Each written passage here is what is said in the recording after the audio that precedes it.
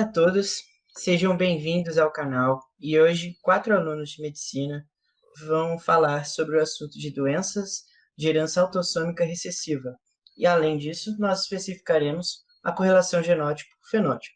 Bom, para começar essa discussão, é preciso saber o que é gene. E o que seria gene? Gene é uma sequência do DNA que pode dar informação à célula daquilo que se deve formar. Ele fica nos cromossomos, dentro do núcleo da célula. O que seriam cromossomos? E o que seriam cromossomos homólogos?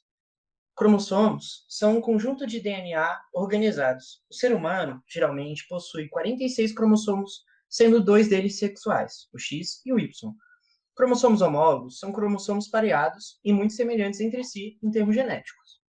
O que é genótipo e o que é fenótipo? Bom, genótipo é a composição de genes de um indivíduo, enquanto que o fenótipo é a manifestação dos genes na célula do indivíduo. Disse que um fenótipo é recessivo quando necessita de 2 alelos disfuncionais para causá-lo. O que é locus e o que é alelo? Locus é uma posição fixa e específica em um cromossomo, onde está localizado determinado gene ou marcador genético. Alelos são formas alternativas de um mesmo gene que ocupam o mesmo locus em cromossomos homólogos. Por que os genes podem causar doenças? Uma informação errada na sequência do DNA ou a expressão errada desse gene pode acarretar numa produção em excesso ou escassa de uma proteína e produzir defeitos na formação de produtos essenciais para a função da célula e, portanto, para o tecido ou órgão que a célula está presente. Mutação. O que é? Toda mutação causa doença? A mutação é definida como uma mudança na sequência de nucleotídeos ou no arranjo do DNA. Nem todas elas causam doenças. Nesse contexto, também é importante ressaltar e especificar o que são doenças de herança autossômica recessiva. Elas são doenças resultantes de defeitos nos genes localizados nos cromossomos autossômicos e que possuem um fenótipo recessivo.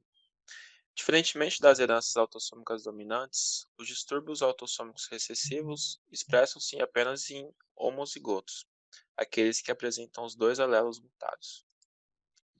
Agora falando um pouco mais sobre a correlação genótipo-fenótipo, esse termo diz respeito a como os diferentes genótipos podem interferir no fenótipo de um gene.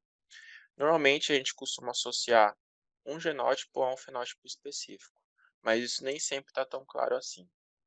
As variações no fenótipo clínico observado em doença hereditária podem ter uma de 3 explicações genéticas. São elas: a heterogeneidade alélica, em que mutações diferentes em um mesmo gene, a heterogeneidade de locus, em que há mutações em genes diferentes, mas que clinicamente resultam em fenótipos semelhantes, e o efeito dos genes modificadores, em que há variação fenotípica causada pela ação de genes modificadores.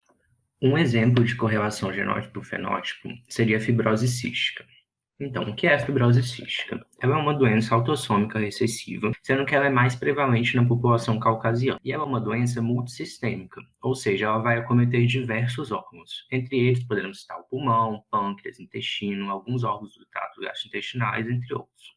Essa doença é causada por uma mutação no gene CFTR, que ele vai produzir a proteína CFTR, que é responsável pelo transporte tanto de líquido como de eletrólitos. Mas o que acontece? Diversas mutações podem ocorrer que são responsáveis por essa doença.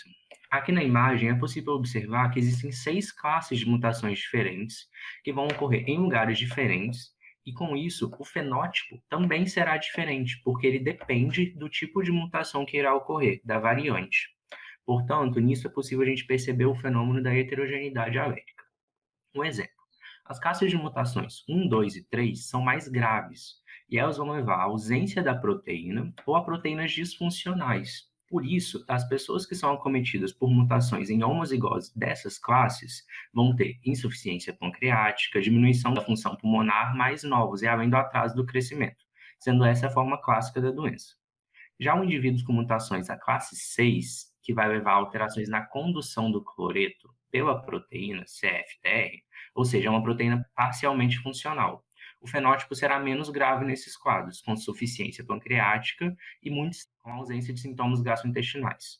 Nessa doença, também é possível observar a presença de genes modificadores. Um exemplo é o beta-1, sendo que algum deles vão ter relação com a variabilidade da gravidade dos quadros pulmonares. Dessa forma, a presença do gene pode indicar ou um quadro mais grave ou um quadro menos grave pulmonar. E essa seria um exemplo da correlação genótipo-fenótipo. Acho que era isso. Obrigado.